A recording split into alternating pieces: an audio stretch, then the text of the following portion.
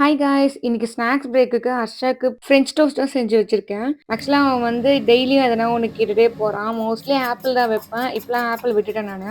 வீட்லயே சாப்பிட்டுக்கிறான். நைட் டைம்ல ஆப்பிள் குடுத்தா, அழகா வீட்லயே சாப்பிட்டுக்கிறானா. அது கூட பாதிலாம் கிடையாது. ஒரு 2 துண்டு சாப்பிடுவான். அதே பெரிய விஷயமா இருக்கு இப்பலாம். மோஸ்ட்லி வந்து இந்த ஃப்ரெஞ்ச் டோஸ்ட் செய்யும்போது, எல்லாருமே நம்ம ஒரு மிஸ்டேக் பண்ணுவோம். ஃப்ரெஞ்ச் டோஸ்ட்ன்ற பேர்ல பிரெட் ஆம்லேட்ன்னு சொல்லிட்டு, அப்படியே பிரெட் போட்டு அது மேல எக் பிளெண்ட் பண்ணி போட்டுருவோம் நம்ப.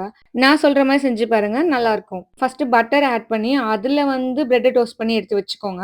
அதுக்கப்புறமா ஒரு 2 எக்கோ இல்ல உங்களுக்கு தேவையான அளவுக்கு எக்க ஆட் பண்ணி, அது நல்லா பிளெண்ட் பண்ணி, அது கூடவே சால்ட் அப்புறம் சர்க்கரை.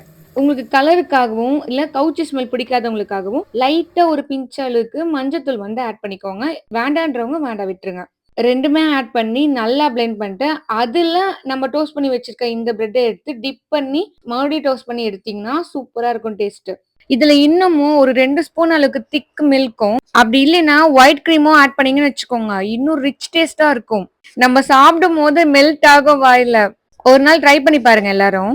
ஹர்ஷா டெய்லியுமே ஸ்கூலுக்கு போம்போது அழுதுட்டே தான் போறான் வேற இப்பல்லாம். அவனுக்கு கொஞ்சம் உடம்பு சரியில்லாம இந்த வீட்ல இருந்து அது பழக்கமாயிடுச்சு அவனுக்கு. அப்படியே வீட்லயே இருக்கணும்ன்றான். டெய்லியுமே ஸ்கூலுக்கு போக அடம் பிடிக்கிறான். ஆனா அதுவே ஃப்ரைடேனா மட்டும் ஜாலியா ஓடிடுறான்.